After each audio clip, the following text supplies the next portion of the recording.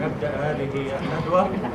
وقبل بدءها اسمحوا لي باسم معالي الأستاذ الدكتور رئيس الجامعة والسادة نواب الرئيس والأستاذ الدكتور عميد الكلية التربوية أن نرحب بكم جميعا، وأن أرجو أن تكون هذه الندوة ندوة مثرية ومفيدة لنا جميعا. موضوع هذه الندوة كما يعرف الجميع هو الاقتصاد والتعليم، وبعبارة أخرى سوف يتطرق المحاضران الكريمان إلى العلاقة ما بين الاقتصاد والتعليم، وهي علاقة معروفة في الواقع، ولكن أنا أريد أن أؤكد على نقطتين لا أكثر. النقطة الأولى هي أن الدراسات والأبحاث قد دللت وبالأرقام على أن هنالك عوائد للتعليم، وعلى أن التعليم ليس مجرد استهلاك consumption، وإنما هو investment استثمار. والواقع أن كثيرا من الدراسات بيّنت أن التعليم له عوائد ربما أكثر حتى من رأس المال المادي. هنا نتكلم عن رأس المال البشري. النقطة الثانية التي أود الإشارة إليها هي أن الدول التي تقدمت بالفعل، الدول المتقدمة والناهضة، اتخذت من التعليم رافعة لها. فنلندا، سنغافورة، جمهورية كوريا، كل هذه الدول الواقع نهضت بالتعليم. ولتجرية هذا الموضوع أكثر وأكثر فإنه يسعدني أن أقدم الدكتورة يي وون سو. It's difficult to name. الدكتورة سو تحمل درجة الدكتوراه الEDD من جامعة كولومبيا نيويورك في أساليب العلوم سنة 2005، وتحمل درجة الماجستير من جامعة وومنز يونيفرسيتي في التربية الابتدائية، وتحمل درجة البكالوريوس من نفس الجامعة وفي نفس التخصص Elementary Education سنة 1993. وخبراتها متنوعة. عملت كباحثة فيلو ريسيرشر في كوريان Educational Development Institute سيول، وعملت انستراكتور محاضرة في جامعة وومنز يونيفرسيتي سيول كوريا أيضا منذ 2005 إلى 2009، وهي الآن تعمل كدايركتور في The Office of International Cooperation، مديرة لمكتب التعاون الدولي. الدكتورة سو سوف تتحدث عن تجربة كوريا، وكلنا يعرف أن جمهورية كوريا مرت بفترة تنمية ضخمة حقيقة، وسوف تؤكد على أهمية النظام التعليمي في تحقيق هذه التنمية. تفضلي دكتورة سو، please. Hi everyone, I'm Ye Won-seo, Director of the Office of International Cooperation at Korean Educational Development Institute. It's my great pleasure to be here and talk about the development of Korea and the role of education today. I am so grateful to the University of Jordan for inviting me to this great event, and I appreciate all your kindness and hospitality. And also, I'm so honored to present various aspects of Korea and Korean education to the president and professors and students in this prestigious University of Jordan. So today, I'd like to give you a quite general information about how Korea has developed from socio-economic perspective for a few decades and what the role of education in that process. So I hope it would be a very meaningful time to all of you. So before the beginning, let me share some interesting drawings. I believe we are all gathered here today to improve our life and education, dreaming of better future. So what would our future be like? So we, including myself, are all curious about it. So this is what French people drew in 1900 thinking of 100 years later what the world would look like. So they thought that in year 2000, people could construct buildings automatically just using a machine. The firefighter could put out the fire by flying in the sky. So I really like this machine to be developed and used soon. So people are moving faster with special types of shoes with motors. And this is the last drawing, which is my favorite.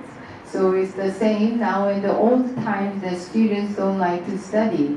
So they imagine that students don't need to study, but with some kind of electronic wire connected to their head, they don't need to study, but can learn something automatically in the future. So people seem to believe that the world would be changed dramatically in a quite short time. So actually, Korea would be the case. Recently, Korea has emerged as a global leader in various fields such as economy, society, culture, art, sports, and so on. So last year, Korea ranked 9th in the world in terms of GDP. And this year, 26 Korean words added along the Hallyu to the Oxford English Dictionary. Some of you might enjoy BTS's songs and dances, as well as K-drama and K-movie. The British Times of Sunday edition recently published an article titled Hallyu, How Korean Culture Conquered the World, dealing with the recent popularity of Korean culture. Actually, the article says that it would be surprising if you hadn't been paying attention to the world's growing obsession with all things South Korean. K-pop, K-drama, K-film, K-beauty, K-wave is just sweeping the globe. So how was this remarkable growth possible? The secret of Korea's development with world-class competitiveness lies in its tireless interest in education and unremitting efforts. So now I'd like to talk about how Korea has developed over time, especially during the past 60 years, from the socio-economic perspective, and of course, illustrate the role of education in the development process. On the other hand, this is the photo taken at the same time in Seoul, Korea. So there's almost nothing in the center of the city, which is totally different from today. So 100 years ago, New York City is just pretty similar to recent time. But Seoul in Korea is unimaginably different. These photos are just taken at the same street. So in the early 1900s, Korea experienced the Japanese colonial period and liberated in 1945. So Korea has found peace again, and our future seems to be bright. However, that's not the case. The Korean War broke out in 1950 and lasted for 3 years. So the society was just completely ruined. Back then, the gross national income per capita was just only $67, which recorded 109th world ranking. That was the lowest. 5 million people were dead and 100,000 families were separated. Korea was one of the poorest countries in the world receiving ODA. So every building, every society was just devastated. And most of the children lost their parents and gathered orphan asylums at that time. So the students are expressing their gratitude for international aid. And there are all the refugees all over the country. Children are waiting for food. And there was a specific international organization called UNCRA, which is short for United Nations Korean Reconstruction Agency. So we were very desperate. School books are provided by foreign aid. So was the meal service. We don't have the building structure or school at the time, so the teacher and students are learning together outdoor classroom, like this. And this is also another outdoor school, so it says, we are sure for victory. We have to endure and overcome this situation. This is our battleground, not the school. We need to do our best to learn and win, something like that. So even though we are so poor and don't have money for food, we did not stop our education at that time. So in this worst situation, Korea established the plan for reconstruction and made a new history. So from now on, let me explain how Korea has made an incredible socio-economic development through introducing national policy, constructing social infrastructure, and educating young students over time. The socio-economic development period can be divided into 4 stages in the past 60 years. And for each stage, science and technology policy, diverse aspects of social growth, and education have intervened together and played a critical role for the development of Korea. So let me illustrate the main feature of each stage briefly. So the 1950 was a foundation stage. So at that time, the focus was to establish base for science and technology promotion. So after the Korean War, people lived in extreme poverty. So we tried to develop a national long-term economic development plan, build a National Institute of Science and Technology, and made relevant roles. In society, the military dictatorship by President Park began, and efforts was made to acquire foreign currency for economic development by sending miners and nurses to Germany. In education, the 6-year compulsory education plan was implemented and expanded primary education opportunities for children. The 1960s was the development stage, making an effort to secure science and technology independence. So we constructed a new highway to connect to Seoul and Busan, and the workforce was concentrated in the capital city, Seoul. KAIST, an advanced higher education institute specializing in science and technology, was established. The cars and computers were developed by domestic technology. In terms of social-cultural aspect, the long dictatorship was ended since the president was assassinated. The economy was transferred from light to heavy industry. At that time, personal freedom was quite limited, so the police controlled young people's length of hair and skirt. In education, as the number of students completing primary education had increased significantly, the demand for secondary education was increased tremendously as well. So after all, the Ministry of Education abolished the middle school entrance exam, and the students enthusiastically welcomed it, as is shown in the picture.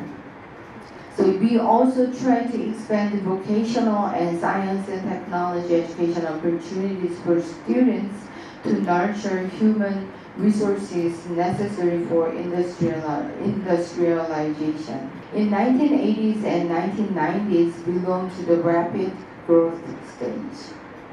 During the 80s, the focus was on making policy to boost science and technology. So traffic facilities and new apartments were constructed, mostly in the metropolitan area. So we realized even more of the importance of education to develop science and technology, and established the very special science school at high school level for the first time. The government-funded science and technology research institutes were also stimulated further. A wave of democracy arose in society, and individual economy began to be respected. The Olympics were also held by promoting various fields of sports. Speaking of education, in turn, this time the demand for higher education had increased. So the centralized education system could gradually change it to decentralization. So consequently, the local education autonomy system was implemented to ensure independence, professionalism, and political neutrality. During the 90s, we broadened our view of the world. The national collective effort was on the globalization of science and technology. The rapid economic growth brought people a very stable living condition. The national economy was fully stimulated. So we started a high-tech technology development project in collaboration with public and private sectors. New innovation and new innovative technological products were developed, and specialized laws was established. But economically, there was some crisis, so the IMF bailout crisis came. So it is a well-known anecdote that Koreans donated all the gold that they have in the house to donated them to overcome the crisis at the time. In education sector, teachers' union was enacted. Also, there was new demand for qualitative transformation of education, responding to the era of globalization and informatization. As a result, May 31st education reform was carried out for autonomous management of schools, accountability policies, university quality management mechanisms, and so forth. The last stage is called take-up stage and include the 2000 and 2010s. During the decade of starting 2000, we tried to take the lead in the world market with science and technology.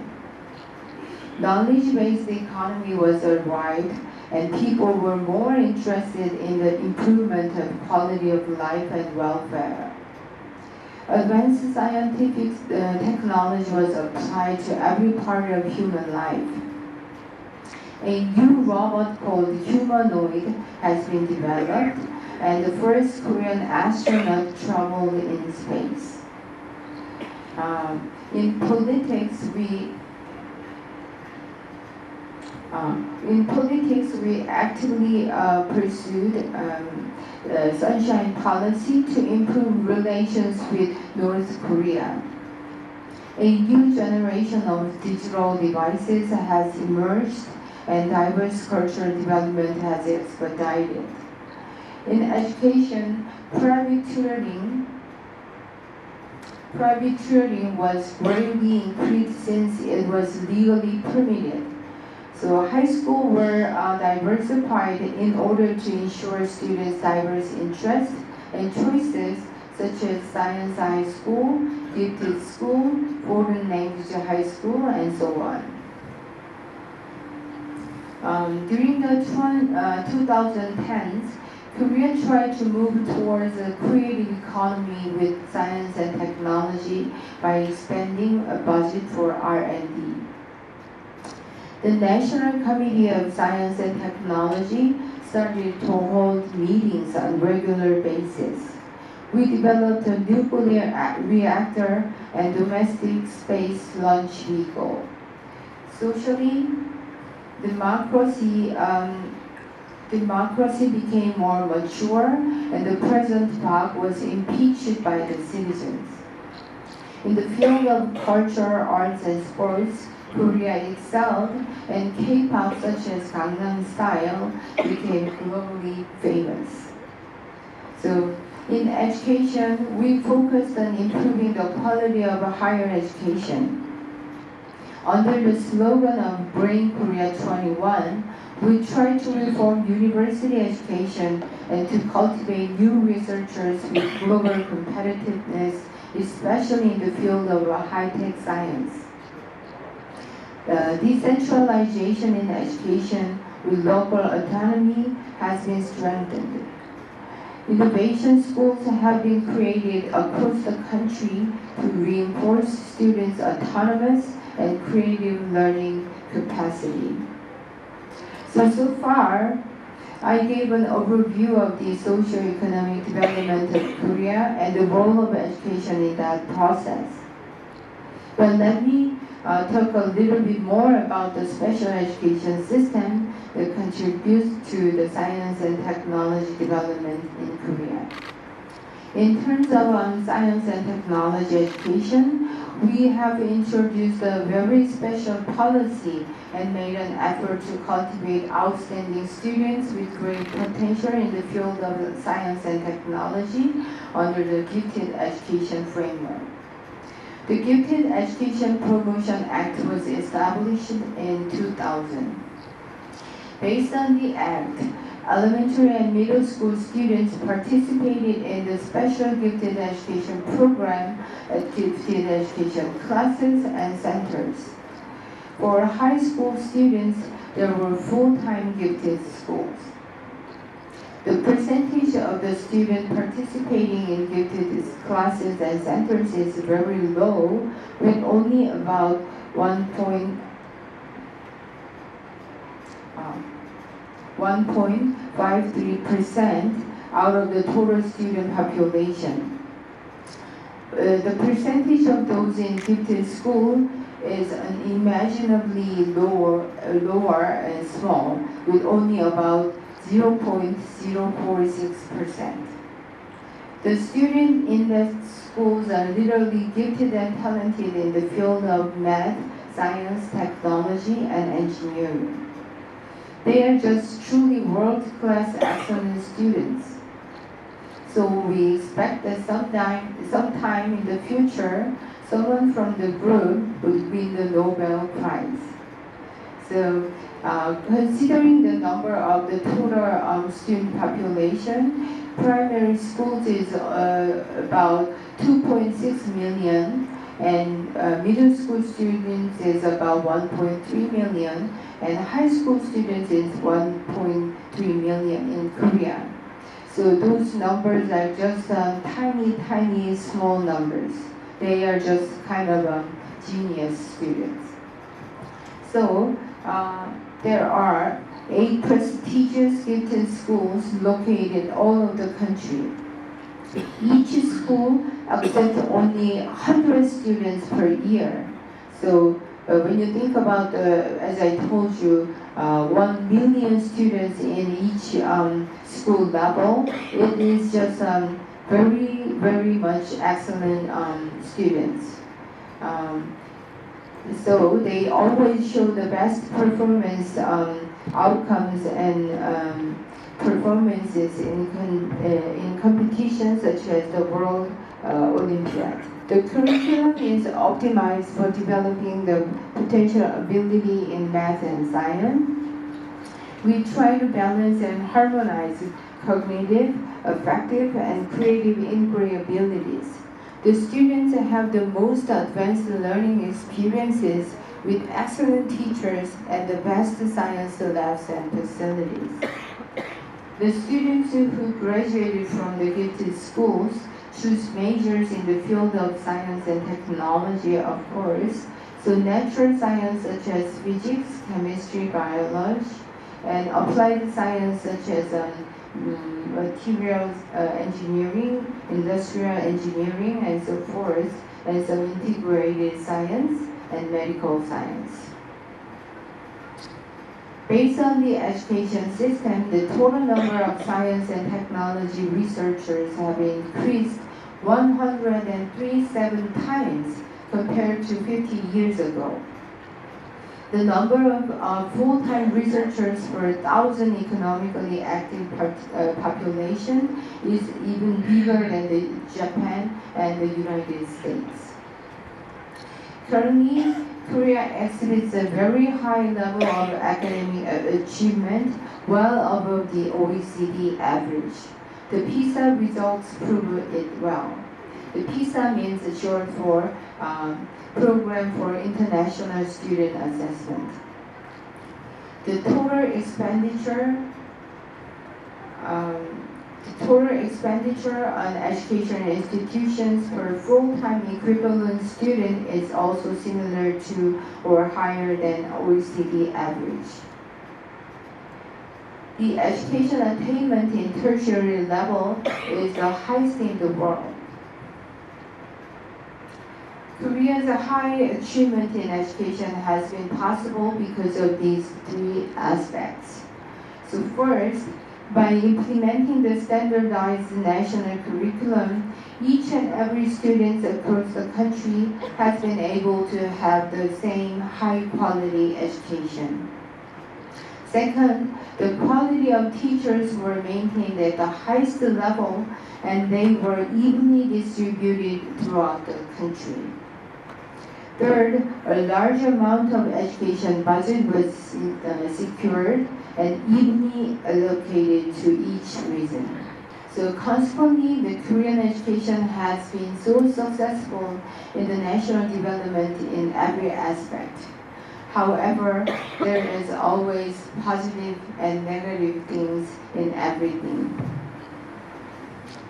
Korean students' life satisfaction has always been ranked almost the lowest in the world, or way below the OECD average, as you see on the screen.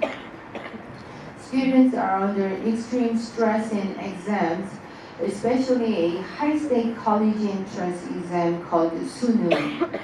The nation falls silent on the day of the exam.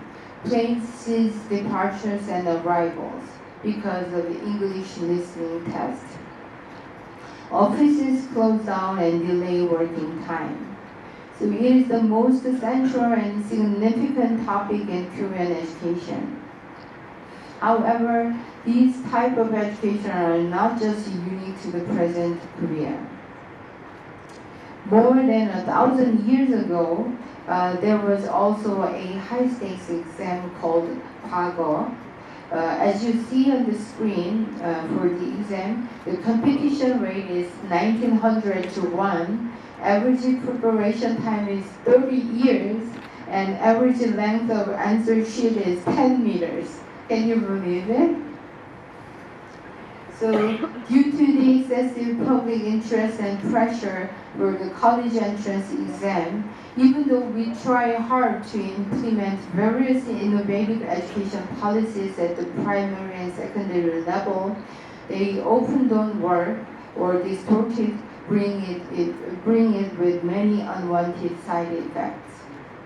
So here are some suggestions for improvement. Improvement of test policies and systems must be done with careful consideration of the strong influence of the college entrance exam on the school. It is necessary to expand opportunities for career exploration to suit students' aptitude, abilities, and characteristics, and to link them to higher education.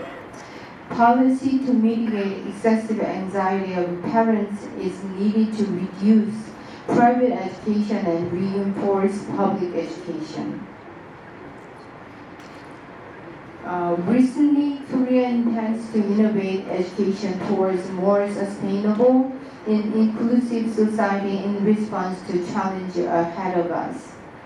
First, we need to foster student agency and self-directed learning to promote their personal and professional growth. Second, we try harder to ensure education for all learners without any discrimination and to close the learning gap. Third, we need to work together in the face of uncertain future. We strengthen students' collaborative problem-solving skills and expand global citizenship education. So as I have discussed so far, Korea has made a remarkable socio-economic development on the basis of specific education goals and strategies each time period. We will make more efforts to develop education system which enables different individuals to find their path and thrive for their own lives within their community with international collaboration. We also look forward to learn diverse perspectives and experiences in Jordan. So thank you so much for your kind attention. شكرا. أشكرها مرة أخرى على عرضها القيم، وأنتقل إلى عطوفة الأستاذ الدكتور خليفة الطراونة لكي يتحدث لنا عن الاقتصاد والتعليم. ومع أنه معروف جيدا لديكم فإنه لا بد من التعريف كما جرت العادة. بسم الله الرحمن الرحيم. الحمد لله رب العالمين، والصلاة والسلام على نبي الرحمة سيدنا محمد عليه أفضل الصلاة وأتم التسليم، وعلى كافة الأنبياء والرسل أجمعين. معالي الأستاذ الدكتور نذير عبيدات رئيس الجامعة الاردنية الأكرم، سعادة السفير كوريا الأستاذ الدكتور بعنوان زملاء الأجلاء، الحضور الكريم، السلام عليكم ورحمة الله وبركاته. بداية أشكر الدكتور بعنوان على هذه المحاضرة القيمة عن التعليم في كوريا، وهي نموذج يحتذى به في جودة التعليم. في محاضرة اليوم سنتحدث عن مفاهيم عامة، لأن ما أخذنا الأردن كنموذج، فتحدثنا عن مفهوم اقتصاديات التعليم، عن أسباب الاهتمام بمجال اقتصاديات التعليم وأهمية وأهداف اقتصاديات التعليم، الأهمية الاقتصادية والاجتماعية والثقافية، وكذلك الكلفة والعائد، ثم بعض التجارب العالمية، بريطانيا، أمريكا، اليابان وفنلندا. نفس الكونتنت موجود هو بالمحاضرة مترجمة للوفد الكوري، إذا أقدرتم بذلك يعني وزعتم.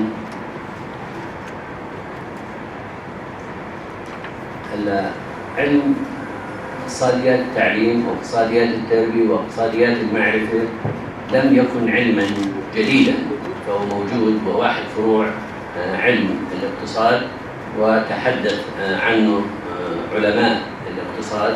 مثال ألفريد مارشال في كتاب أصول الاقتصاد، أثمن ضروب رأس المال هو ما يستثمر في البشر.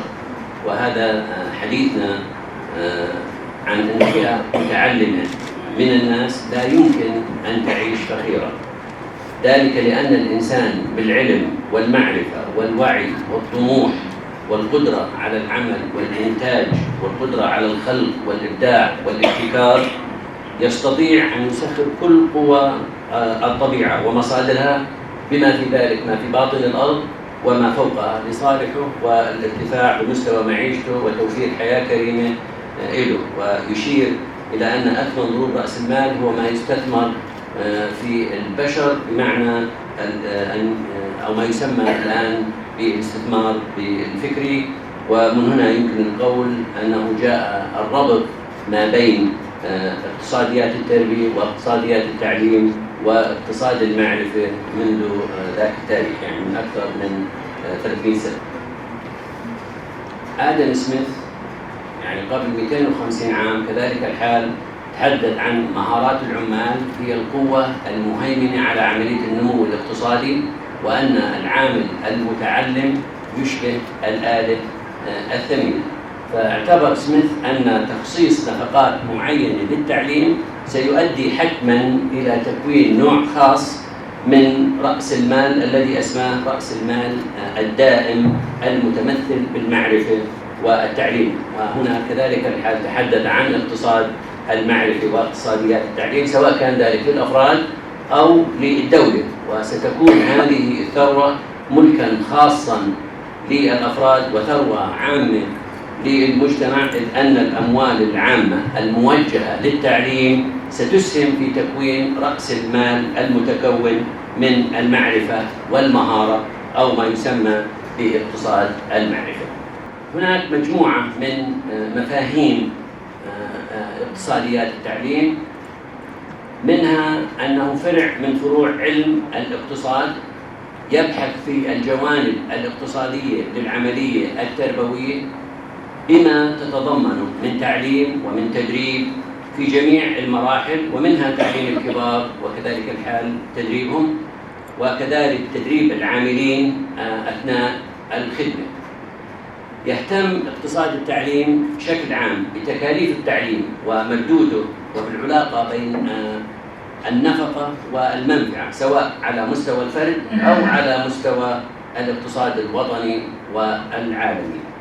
وتنظر اقتصاديات التعليم إلى التعليم من منظور اقتصادي ومن خلال أطر عديدة، مثل دراسات اقتصاديات الموارد البشرية والتعليم في ضوء أهداف الاقتصاد، وتحليل العائد المادي من التعليم في ضوء التكلفة والإنتاجية التعليمية، وقياس المخرجات في ضوء المدخلات.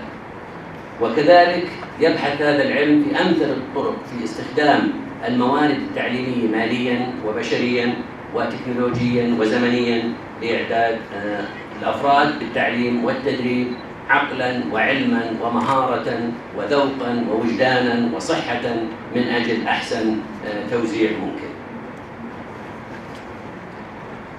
الأسباب الكامنة وراء الاهتمام بمجالات اقتصاديات التعليم، لأنه الإنسان أصبح الإنسان المتعلم له دور كبير ومهم في زيادة الإنتاج وفي تحسين العملية الإنتاجية، فأصبح الإنسان المتعلم له دور كبير ومهم في زيادة الإنتاج وتحسين هذه العملية الإنتاجية، سواء كان الحديث عن العملية التعليمية التعلمية أو في القطاع الاقتصادي والقطاع التجاري الصرف.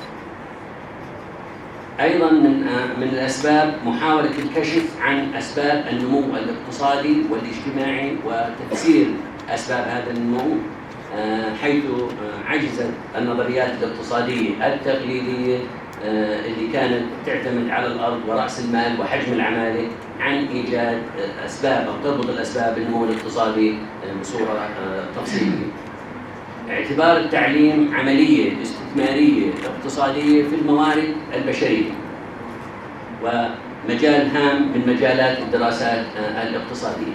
أهمية التعليم في إحداث الاستقرار السياسي وكذلك الحال الاستقرار الاجتماعي، وهذا يعتبر شرط ضروري وأساسي للتنمية الشاملة وللتنمية المستدامة. دور التعليم في تقسيم العمل ومما ينتج عنه تخصصات دقيقة ومهارات محددة، وهو بذلك يمثل مصدراً رئيسياً للدخل بالنسبة للأفراد وبالنسبة للدولة كذلك الحال. أهمية علم اقتصاديات التعليم. طبعاً ازداد منذ مطلع الستينيات الحديث عن اقتصاد التعليم واقتصاد المعرفة واقتصاد التربية لأسباب مختلفة، منها تزايد نفقات التعليم. فإذا بدي أخذ أنا الأردن كمثال، الآن نفقات التعليم العام الجارية والرأسمالية في وزارة التربية والتعليم تقدر بمليار دينار أردني، يحتل التعليم الأساسي منها ما يقارب 80%، والتعليم الثانوي 13%. ومع هذا لا زلنا نقول بأنه ما ينفق على التعليم العام في الأردن والتعليم العالي لا زال قليل، وهو يشكل عشر نفقات الموازنة العامة والناتج المحلي. كذلك تصاعد الطلب الاجتماعي على مختلف أنواع التعليم، سواء نتحدث عن التعليم أو التدريب بكافة أشكاله أو إذا نتحدث عن التعليم العالي والمحاضرة مخصصة بالدرجة الأولى لربط الاقتصاد بالتعليم العالي. حاجة التنمية وسوق العمل في الدول النامية إلى قوة عاملة مؤهلة ومدربة في كافة التخصصات، وكذلك الحال تعزيز روابط النظام التعليمي ومؤسساته بالنظام الاقتصادي وبجهود التنمية على أسس معروفة ومفهومة، وجعل التعليم أكثر قدرة على الاستجابة لمطالب التنمية وتحدياتها. كذلك من ضمن الأهمية حصر مدخلات التعليم وتنقيحها وتثمينها مادياً، وتحديد العمليات والأنشطة الداخلة بناء على كلفتها والوقت والجهد المبذول لإنجازها. الوقوف على حجم النفقات المستثمرة في التعليم وتقدير الكلفة وتحليلها وقياسها بأساليب اقتصادية، وكذلك حساب العائد المادي الناجم عن ذلك الاستثمار سواء العائد النقدي أو العائد غير النقدي، وضع سياسات التعليم وخططه وبرامجه ومشاريعه. وشفنا في المحاضرة عن التعليم في كوريا كيف ارتبطا بثلاثة مجالات اللي هم السياسات والمجتمع والتعليم. وكذلك الحال توزيع مخصصات التعليم السنوية والموارد الأخرى على أنواع وأشكال التعليم المختلفة لإعادة توجيه مسيرة التعليم نحو أغراض معينة تلبي احتياجات المجتمع وتطلعاته. من الأمثلة إذا بدي أعطي مثال عن الأردن، جامعة البلقاء التطبيقية وإعادة توجيه المسارات فيها، التعليم المهني والتقني، كذلك الحال في الجامعات الأردنية ومنها جامعة الأمير الحسين بن عبد الله. تحديد موارد التعليم المالية والمادية في المستقبل وتوقع احتمالات نموها وفرص تطويرها في ضوء الموارد اللازمة للتعليم للتغلب على نقص موارد التعليم والبحث عن مصادر تمويل جديدة. من ضمن الأهداف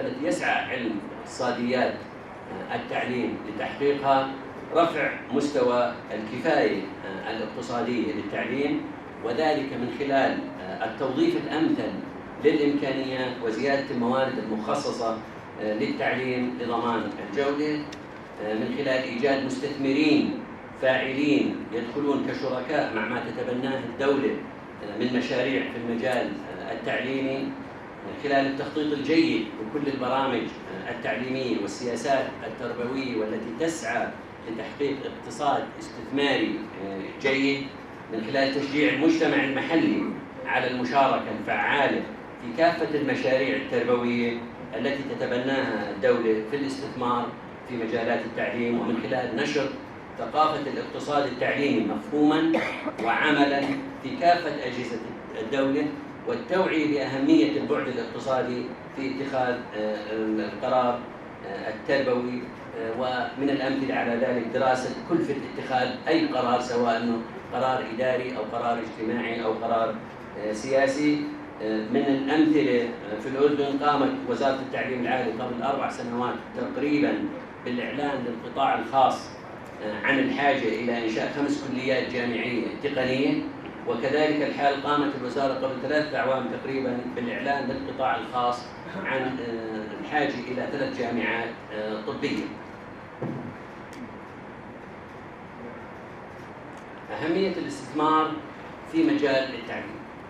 طبعا يعتبر الإنفاق على التعليم من أفضل الاستثمارات، لأنه استثمار في تنمية الإنسان العقل البشري الذي من خلاله تجنى ثمار التنمية الثقافية والصحية والاجتماعية، كما أن التعليم أيضا يأخذ طابع الاستثمار بعيد المدى، مثل في ذلك مثل الأنشطة الاستثمارية للتنمية. فالاستثمار في العقل البشري يعتبر من أفضل أنواع الاستثمارات.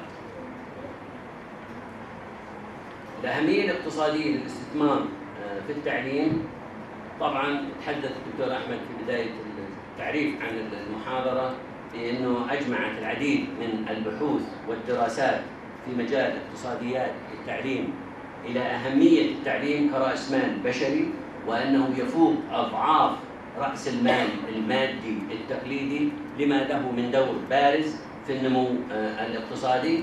تشير النتائج هذه الدراسات أيضاً إلى أن الاستثمار في رأس المال البشري يشبه تماماً الاستثمار في رأس المال المادي من حيث الأهمية، إذ أن لتطوير رأس المال البشري انعكاسات هامة على النمو الاقتصادي، حيث أن هذه العلاقة ذات اتجاهين، وأن التعليم والنمو الاقتصادي يدعم كل منهما الآخر. فمن ناحية يستطيع الاقتصاد النامي زيادة تخصيص الموارد لتطوير التعليم والصحة وغيرها، ومن ناحية أخرى يساهم الاستثمار في المورد الإنساني في سرعة عملية النمو الاقتصادي. وشفنا في عالم البرمجيات مكتوب وسوق وجواكر قديش حصلت إيرادات وهي يعني في كلف متواضعة.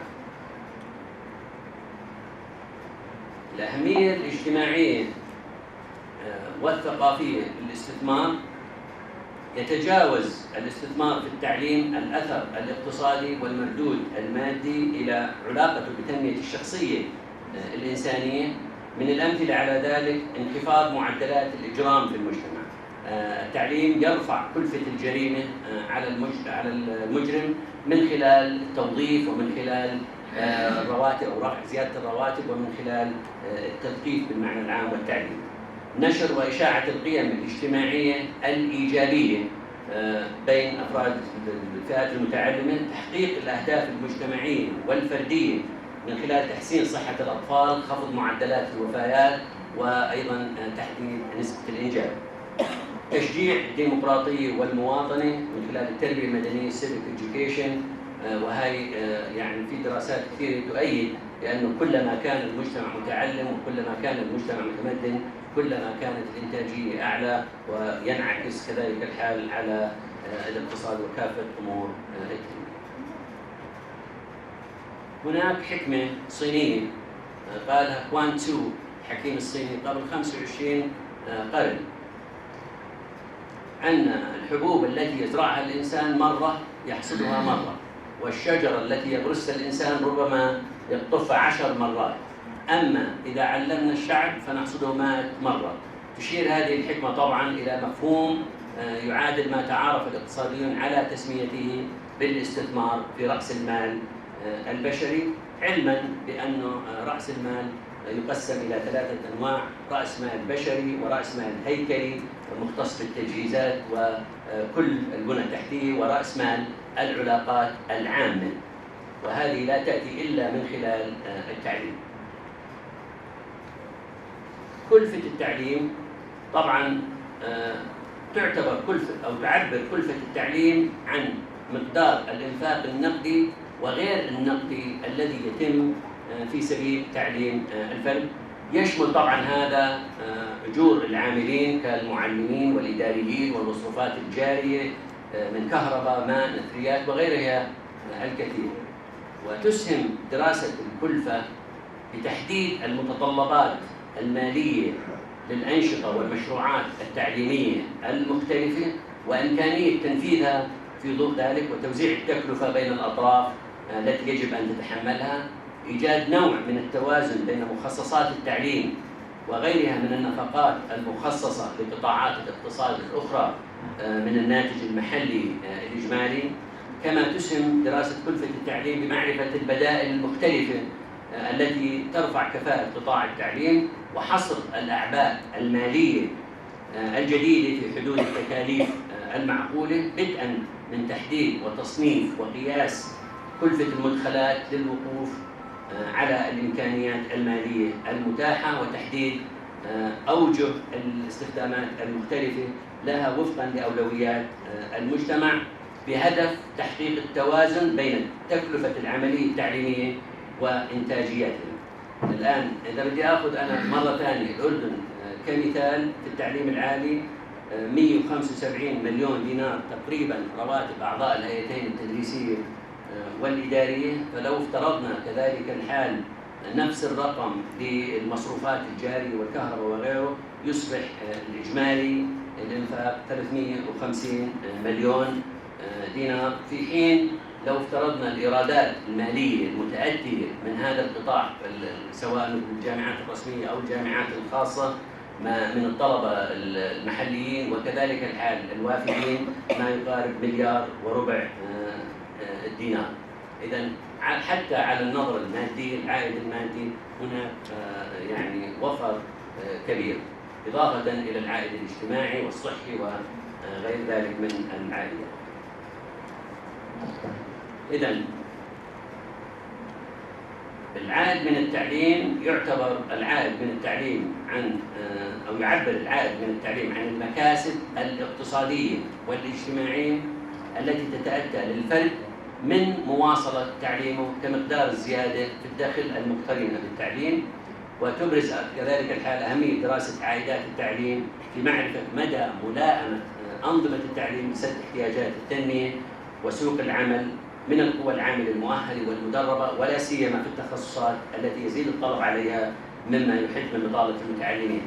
بكل أسف عندنا معدل البطالة في الأردن 25%، منه 24.2 بين الذكور و 28.5 إلى الإناث.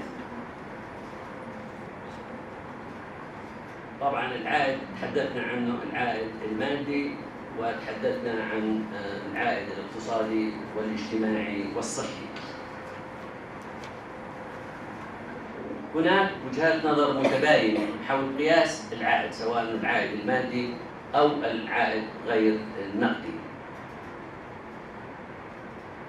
وجهة نظر علماء التربية حول القياس، وجهة النظر الأولى ترى أن التعليم ظاهرة إنسانية رفيعة تعلو فوق الحساب وفوق التقدير، وأن قيمتها لا تقدر بمال ولا يمكن حسابها، في حين هناك من يقول بأنه يمكن قياس العائد من التعليم لأنه يساعد على إبراز دوره في التنمية الاقتصادية على المستويين الفردي والقومي، لكنهم يعترضون على أساليب استخدام أو نفس الأساليب في استخدام قياس العائد واللي بيستخدمها الاقتصاديون في المجالات المادية.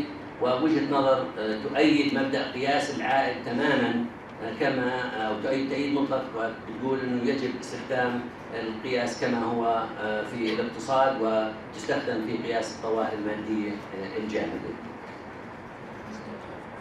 5 دقائق تقدر ماكسيموم. طيب،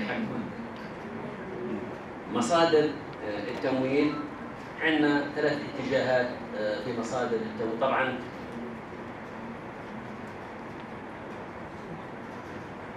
في مصادر مختلفة للتمويل وتعريفات مختلفة للتمويل.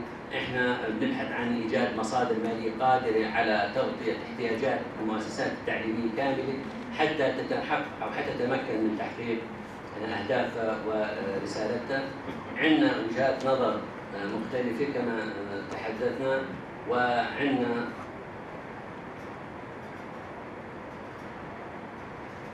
مصادر 3 للتمويل أو 3 وجهات نظر للتمويل: الاتجاه الاجتماعي أي التمويل من الحكومة بالكامل، واتجاه اقتصادي وهو يمازج ما بين تمويل القطاع الخاص والقطاع العام، ويرى أنصار هذا الاتجاه أن التعليم الجامعي مشروع استثماري، والاتجاه التوفيقي أي التمويل المختلط أي أن تمويل التعليم العالي مسؤولية مشتركة بين القطاعين العام والخاص.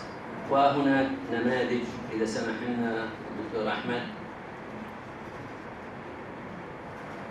بتمويل التعليم. في بريطانيا مثلا تعتبر الجامعات البريطانية مؤسسات مستقلة، الدولة تتحمل 40%، السلطات المحلية 55 إلى 60%، مجلس تمويل التعليم العالي يؤدي المتبقي. يمول التعليم الجامعي في بريطانيا بطرق متعددة: التمويل من قبل السلطات وتحصيل الرسوم ومنح القروض للطلبة. تمويل التعليم في اليابان كذلك الحال، يعني بياخذ النموذج المدمج ما بين القطاع الخاص والقطاع الحكومي وبالإضافة إلى الضرائب. فنلندا التي لديها تجربة رائدة حقيقة وبدأها سالبرغ مؤسس الحركة العلمية للإصلاح Global Education Reform Movement، وأخذ الابريفيشن جيرم، جرثومة اختصار.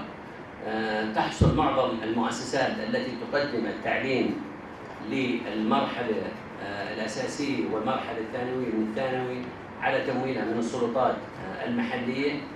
تنقسم مسؤولية تمويل التعليم بين الدولة والسلطات المحلية، لا تختلف معظم المؤسسات الخاصة عن الحكومية. أما بالنسبة لتمويل المؤسسات الجامعية للعلوم التطبيقية تخصص الحكومة الموارد على شكل تمويل أساسي. الخاتمة أن هناك فجوة بين مؤشرات التنمية البشرية في الدول النامية من ناحية والدول الصناعية المتقدمة. يعتبر النظام التعليمي ركيزة أساسية من ركائز اقتصاديات الدول المتقدمة، ويمثل الاستثمار في التعليم مكانة هامة من أولويات الاستثمار في الدول المتقدمة، بحيث يخصص له مخصصات ثابتة من ميزانية الدولة سنويا لتجويد التعليم وتحقيق التنمية الشاملة. وشكرا لحسن الاستماع. أشار إلى أنه فرق في الأصل من فروع الاقتصاد إلى جهود العلماء ألفريد مارشال وآدم سميث وغيرهم، والذين يعني وضحوا قيمة التعليم في تعظيم العائد الاقتصادي. ركز على العائد التعليمي، ركن على أن التعليم عملية استثمار، انفستمنت، على أهمية الاستثمار في التعليم، وأنها لا تقتصر على البعد الاقتصادي وإنما تمتد لتشمل البعد الاجتماعي والثقافي. وكذلك أشار إلى تمويل التعليم، وهي قضية يعني معروفة وفيها اجتهادات كثيرة. وأخيرا أشار إلى بعض السياسات التعليمية في الأردن، وتكلم عن التعليم المهني والتقني وعن قرارات وزارة التعليم العالي فيما يتعلق بفتح كليات تقنية وجامعات طبية وغيرها، الأمر الذي يمكن أن يساهم في تأهيل الكوادر وتدريبها وإعدادها كرأس مال بشري، وهو جوهر هذه المحاضرة. الآن قبل أن نفتح النقاش ربما فاتني أن أرحب بسعادة السفير الكوري. Your Excellency, it is my pleasure to welcome you. So I am sorry that I forget that. تفضلوا من يريد أن يعلق أو يدلي بمداخلة. دكتور ماجد تفضل. أول شيء يعني شكرا للمنظمين وشكرا لمعالي الرئيس على رعايته هاي الندوة الكبيرة، وبرضه السفارة الكورية على هذا العرض الوافي والانفورماتيف يعني لنا كدولة كوريا. أنا كنت أتمنى دكتور سؤال لك كدكتور خليل، إنه التعرض إلى سياسات التعليم العالي وينها؟ سياسات التربية وينها؟ والاقتصاد. وأنا بدي أشكر معالي الرئيس ومعالي الدكتور أحمد على دعمهم الكبير على التعلم عن بعد، اللي أنا أرى فيه إنه هذا ترند عام بده يظل ماشي، إنه رضينا وإن ما رضينا، وافقنا أو لم نوافق. لكن وين السياسات التعليم العالي؟ وين سياسات التربية والتعليم؟ إحنا قاعدين ننصاع للأسف لبعض الضغوطات اللي بعض الناس بتقوم فيها، إنه التعليم بدل من التوعية، بدل من تدريب المعلمين، بدل من إجبارهم على إنه أخذ الدورات للالتحاق بالتطور والتنمية الصحيحة. وشكرا. بداية بفضل أحكي بالإنجليزي بداية ثم بالعربي. Thanks very much for this invitation from the University of Jordan. I am Dr. Odil Fawaz, member of the Jordanian Senate and member of the Educational Subcommittee of that. I have two clarifications from our extreme professor. The first is, my dear, you mentioned in two different slides. The first one was that in the 1970s, there was an intensification of private sector, private schools. And then you mentioned as a suggestions for improving the education, a reduce of private school. What is the reason of this different two policies between 1970s and 2020? This is my first question. My second thing is not a question, it's a clarification point. from your last slide, which is very important for somebody to go deeper in asking it. I have two clarifications. The first one is the student agency. Fostering student agency and self-directed learning.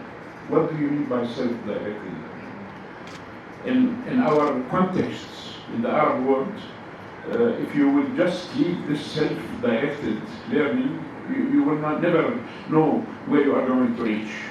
Second, at the same one, recognizing out-of-school learning. What do you mean by out-of-school learning?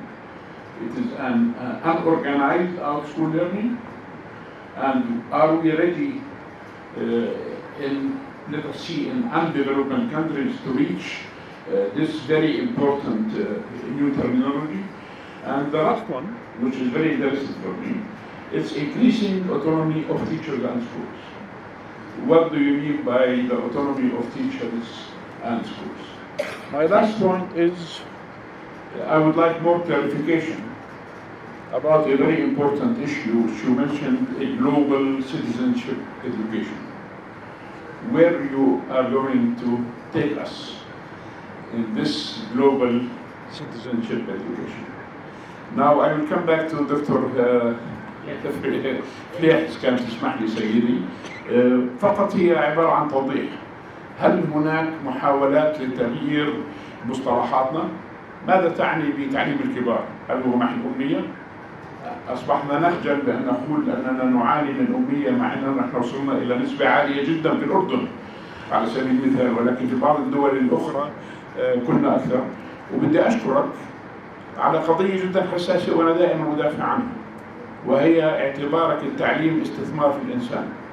وهذا يوقف منادات بعض الأكاديميين الذين يطلبون تحديد الأعداد المقبولة في الجامعات كأسلوب حل للبطالة. شكرا. سؤالي للدكتور خليف، يعني ما لا شك فيه انه التعليم هو اساس التنميه البشريه واساس التنميه الاقتصاديه والاجتماعيه، ولكن للاسف هذا مش يعني لا نراه في سوق العمل الاردنيه. الدراسات اثبتت انه نسبه كبيره من سوق العمل غير متعلمه. فاين فشلنا او يعني وين نقاط الضعف بسياساتنا بإدماج النسبة أكبر من المتعلمين في سوق العمل. So much for very interesting question. So the first one is about student agency. So the concept of student agency is really increasing students' autonomy and their right. Actually, in Korea, students are not really active learners so far. They are very passive and they are very reliant to their parents. So students' agency means that they could be able to regulate their own learning, and they need to plan their own learning and their career path, and they need to develop their own competency. So that emphasizes the activeness of students very well. Also, the self-directedness means that that's pretty similar. So self-directed means nobody just pushes me or nobody has pressure on me. I, as a learner, I have ownership and I need to do my work by myself. So that kind of concept is very new and innovative one in Korean education context, and also it is also emphasized in OECD document too. And second question is out of school learning. So if possible, after my answer, please elaborate it for me that I can explain more. And the second one is the autonomy of teachers and schools. So as I told you in the past years, Korea doesn't have much autonomy in school and as well as the teachers. because we adopted national standardized curriculum and every regulation. So we need to conform the same regulations and same curriculum and same just practice. But these days, as I told you, the centralization of education has been gradually decentralized. So the Ministry of Education just monitoring what happened in every region of Korea, but not just force them what they need to do or what they should do. So each region has some autonomy. That means the schools have their own freedom to construct their own school curriculum, activities, and every good practices. Also, teachers have autonomy to reorganize their classes and curriculums and everything. So that means autonomy of teachers and schools. And the third, global citizenship education. That's kind of a global agenda. So in order to achieve SDGs, we have to focus on global citizenship education in schools from younger age. So in every age, we kind of included this kind of education stream as an important activity for students. So if you elaborate out of school learning question, I'd like to ask that. دكتور ماجد عن سياسات التعليم. سياسات التعليم موجودة موجودة القوانين، الأنظمة، التعليمات، كل التشريعات ثابتة لذلك. لكن الإشكالية يمكن عندنا اللي هو تغير القائمين على تنفيذ هذه السياسات execution. احنا بالسنوات الثلاث الماضية يمكن تغير عندنا 8 وزارات تعليم عالي وقس على ذلك وزارات تربية وتعليم، وبالتالي كل واحد بيجي يغير او يعدل او يغير. اما في عندنا استراتيجيات وفي عندنا الموارد البشرية وفي عندنا اشياء كثير نتحدث عنها ولا زلنا في عندنا مشكلة في هذا. انا بعتقد مثل ما شفنا بالتجربة الكورية ما ينقصنا في الأردن أن يكون لدينا رؤية واضحة للتعليم أو لأولوية الدولة الأردنية في 20 سنة القادمة وفي 50 سنة القادمة، ويكون التعليم هو الأساس فيها. هذه ليست موجودة ولا بعتقد راح تكون موجودة في القريب العاجل. المصطلحات لا، ما في عندنا أزمة مصطلحات ولا تغيير مصطلحات. هذا مصطلح ثابت لتعليم الكبار، ترجمته من continuing education والadult education، ومرات ممكن انه يكون يتحدثوا فيه عن الأمية إذا كانت بالكبار، ممكن يتحدث عنه عن continuing education بسن واحد مثلا بعمري ولا بعمرك وترجع يعيد الآن بعض المسافات أو بده يتعلم في التعليم المستمر، فما فيها إشكالية. فالمصطلح موجود ثابت عندنا كتربويين الادلت education، continuing education تعليم الكبار، وله دوائر وبينعطى فيه شهادات بكالوريوس وماجستير ودكتوراه ومستمر. التعليم والاستثمار في الانسان هذا حقيقه مطلقه ثابته ثبوت الاله، يعني اذ لم نستثمر في الانسان لن يكون هناك امكانيه لاي تنميه بشريه او لاي تنميه اقتصاديه او سياسيه او اي نوع من انواع التنميه المستدامه، لانه الانسان هو الذي سيدير مثل هذا الامر. بالتالي بدات باقتصاديات المعرفه تتحدث الان بصحيح العباره عن الاستثمار في العقل البشري، عن ادمغه، هجره الادمغه وكيف بتعاملوا معها وكيف حساباتها، سواء انه الادمغه اللي انت بتصدرها او اللي بتستوردها بالمعنى العام.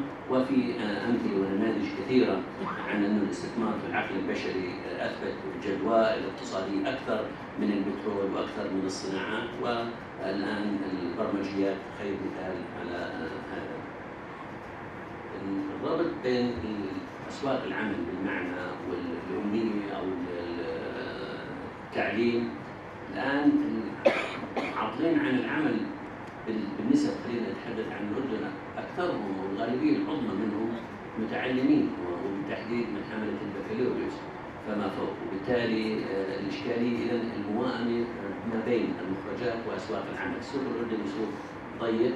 الأصل أن ننافس على السوق الإقليمي، الأصل أن ننافس على الأسواق العالمية. أوروبا كتبوا كتاب يوروب 2020 طلبوا فيه 2050 مش 2050 طلبوا فيه 50 مليون فرصة عمل. بس احنا من 2000 ل 2050 ما أعددنا الاحتياجات اللي هم بيطلبوا فيها، بدهم مثلا لغة فرنسي، بدهم مهارات بالحواسيب، مهارات مختلفة. لم نؤهل أنفسنا إلى ذلك.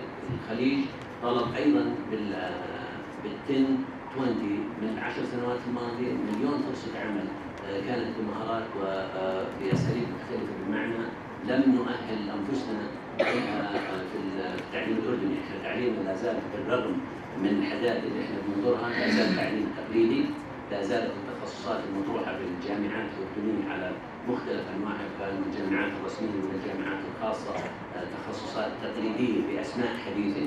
لا زالت طرق التدريس عندنا وارتباطاتها لا زالت تقليدية.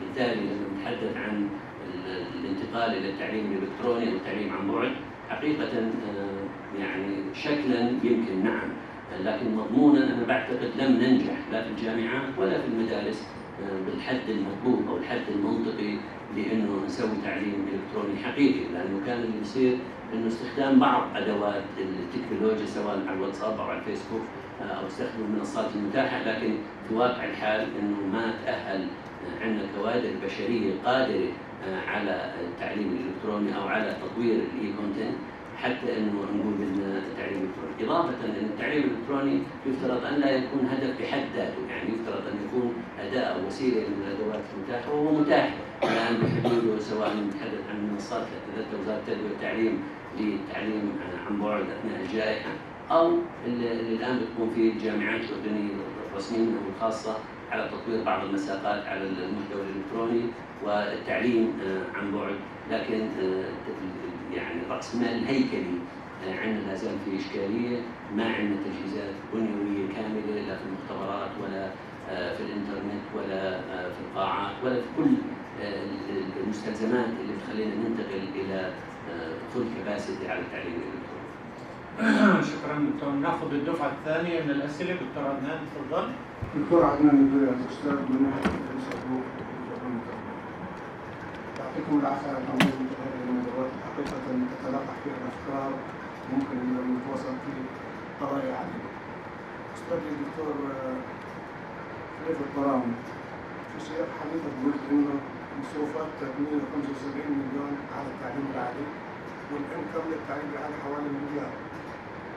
علما بأن معظم جامعاتنا ترزق تحت المجهولية، وأنت كنت أحد رؤساء الجامعة الإسكان جل اهتمامك بتوفر رواتب لأعضاء التدريس.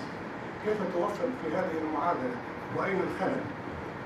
علما بأن المعادلة العالمية في الاقتصاد التعليمي والاقتصاد المعرفي عندما كانت أيام الحرب الباردة بين المعسكر الشرقي والمعسكر الغربي كانوا يقولوا إذا امتلكنا العلم نمتلك التكنولوجيا، وإذا امتلكنا التكنولوجيا نمتلك الاقتصاد، وإذا امتلكنا الاقتصاد نسيطر على مفاتيح العالم.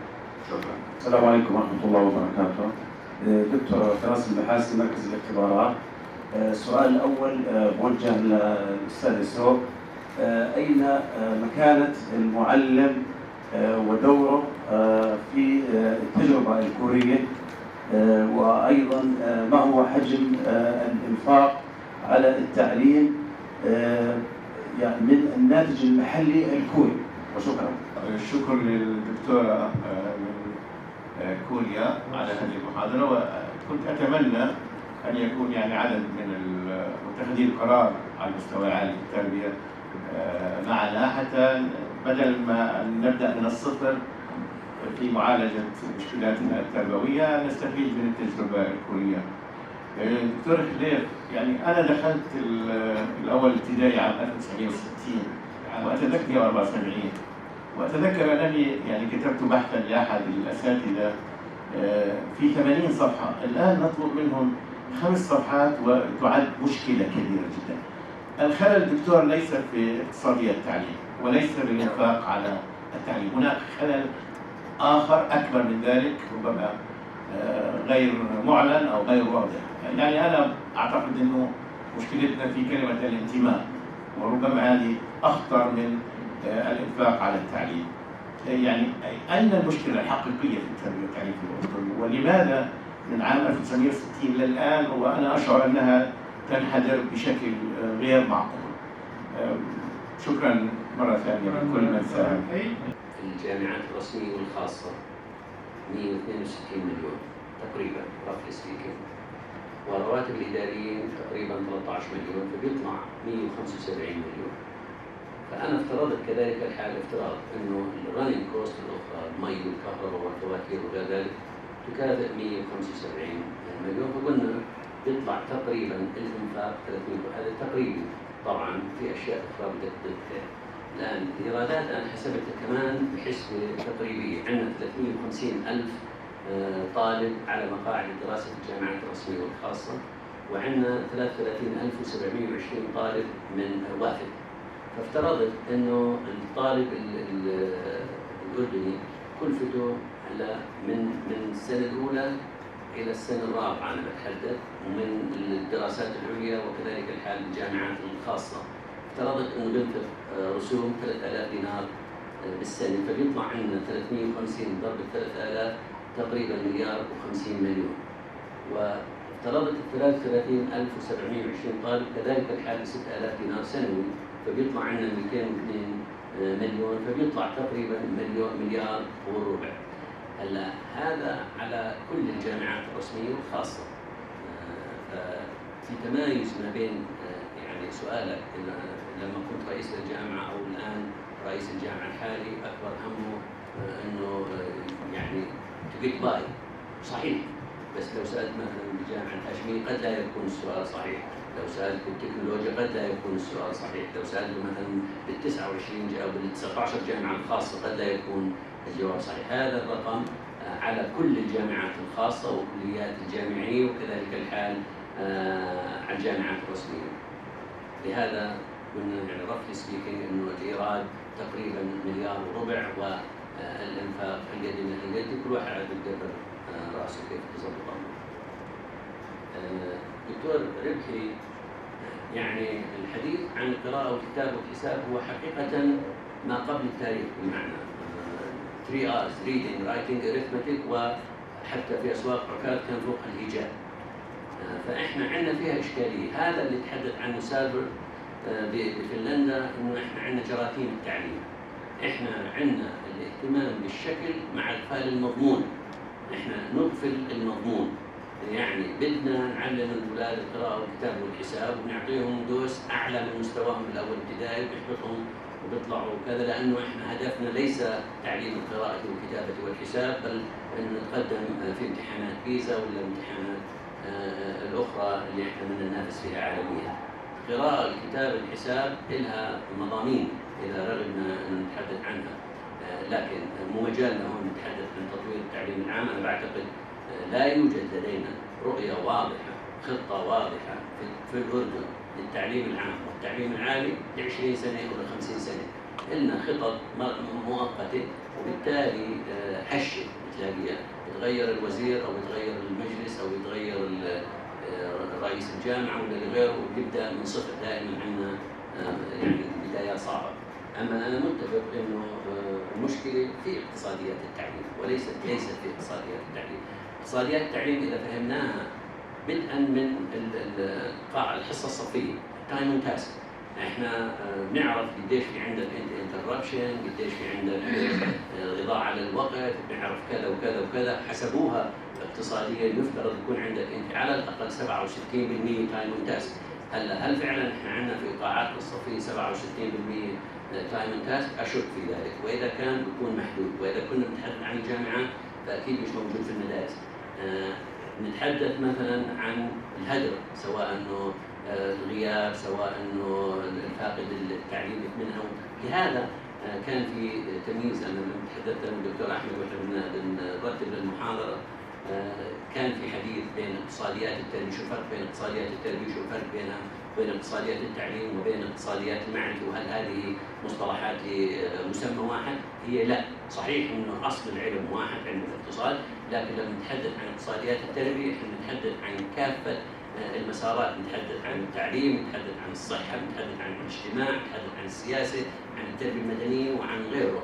ولما نتحدث عن اقتصاديات التعليم نتحدث عن كل ما يجري داخل القاعات الصفية، داخل الصفوف وداخل المدارس وكذا. وبالتالي لما نجي نحسب العائد كان في معاملات مختلفة لحساب العائد، سواء أنا على مستوى الصف ولا بدي إياه على مستوى المبحث ولا بدي إياه على مستوى المدرسة ولا بدي إياه على مستوى الوطن. لهذا كان في اختلافات، هل أنا بدي أبحث عن مستوى العائد النقدي ولا بدي أبحث على العائد بشكل عام النقدي وغير النقدي. على مستوى العائد النقدي في نظريات تحدد انه انا بدي اتعامل مع التعليم استثمار، وبالتالي له مردود مادي بدي احسبه دولار سنت، واخرون بيقول لك لا، انه انا ما بقدر اتحدث عنه بهذا المفهوم، يجب انه اعطيه بعد اكثر من هذا. وبالتالي في حديث. اما الجواب السريع انه نعم، نحن بحاجه الى خطه استراتيجيه واضحه تحدد فيه الدوله اولوياتها ل20 سنه قادمه او ل50 سنه قادمه، على ان يكون على راس هذه الاولويات التعليم العام والتعليم العالي. وعندنا اعضاء التربيه، لجنه التربيه بمجلس الاعيان، يفترض انهم ياخذوا هذا الحديث ويتحدثوا فيه اذا كانوا راغبين. ومن تعليقك على قضيه الانتماء، دكتور ربحي يعتقد ان العقده في الانتماء. ما هو الانتماء، انا ما حبيت اتحدث عن الانتماء لانه الانتماء موضوع شائك. هلا انا تحليل يعني وصفي المنتمي هو الذي يعمل. اما اذا بدنا ندخل في الانتماء للولاءات المختلفه وللهويات الفرعيه المختلفه وبنتوه من يعمل. هذا قصدي الانتماء للمهنه اكثر من للمهنه. الانتماء للمهنه متى الواحد بينتمي لمهنته؟ اذا كان هو داخلها عن رغبه، واذا كان البيباك ريوردنج. الان اللي صاير في السوق انه ما في وظائف، وبالتالي انت بتروح لمهنه غير مرغوبه او غير مطلوبه او مش هي اللي انت بدك اياها. واثنين، المرض الاخر انه انت يو ار نوت ويل بيد بالمعنى، وبالتالي بصفي الانتماء شكل. اما اذا بنتحدث عن الانتماء كله الانتماء الذي يعمل. لهذا في احاديثنا دائما وابدا في اقتصاديات التعليم بنقول الاصل هذه التجربه الكوريه اللي نجحت، وكذلك الحال تجربه فنلندا وباقي التجارب، الاصل ان لا نخرج طالب يحمل شهاده من ورق، وانما مشروع على ورق. لهذا اذا تخرجنا طلابنا 350,000 طالب، اذا تخرج عندنا 350,000 فكره قابله للحياه، قابله انها تشتغل، هذا مش بحاجه ينصب على ديوان الخدمه المدنيه، وبالتالي سيعمل وينتج ويتطور الاقتصاد وتنتمي الاقتصاد، وبالتالي يصير في عندنا الدوله مرغوبه بالمعنى. شكرا دكتور السوق. Regarding the future, as you might know, Korea has the top level of student teachers. So the teacher status is very high. That's because in order to be a teacher, you have to get into College of Education. But in order to get into the College of Education, you need to score about top 5% out of the entire candidates, yes. And then after you enter the College of Education, after the graduation, you also need to take some national exam to be a teacher. That is really difficult and hard one, so sometimes you spend 2 or 3 years to prepare them. So after pass the exam, then you are supposed to be a teacher. So the quality of teacher is pretty high compared to any other countries in the world. Also, the teacher, if you are a teacher, then your status is government official. So you guarantee all the social support and provisions. You have benefits, many benefits, and also after resigning your profession, you can get the pension until you will die. So that's a really good system, and also the salary is very high, and they have summer and winter break. So it's really people prefer to be a teacher. So young children's best desired job career would be school teacher for many, many years. So it's very respected job in Korea, and in terms of economical or any social perspective, they have been very respected and having a stable condition. So that's teacher's status. And also there are a total of 13 college of education in Korea, and also in more comprehensive university, there's also some college of education too. So you can get in the college of education to be a teacher, and also in just regular university, there is a lot of majors like economics, sociology, something like that. Then if you major that kind of academic, and then if you want to be a teacher, you need to get more credit to be a teacher and take a exam, and you can be a teacher too. So, and how many budgets are allocated to education? That's a hard question, but 5 to 6% out of the total GDP in Korea. But as you know, Korea has separated from South and North, so we put a lot of money for the military service and military stuff. So removing, if we do not consider that kind of money, the education investment is the highest one. Thank you.